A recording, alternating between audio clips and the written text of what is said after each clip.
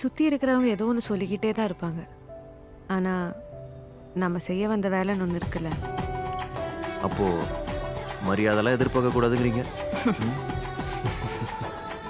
வேலையை சரியாக செஞ்சா மரியாதை தானாக வரப்போகுது. உன்னை காலி பண்ணிடுவேன், அசிங்கப்படுத்திடுவேன்னு சொல்ற எவனா இருந்தாலும் சரி, திரும்பி போற ஐடியாவே இல்லை. I am coming.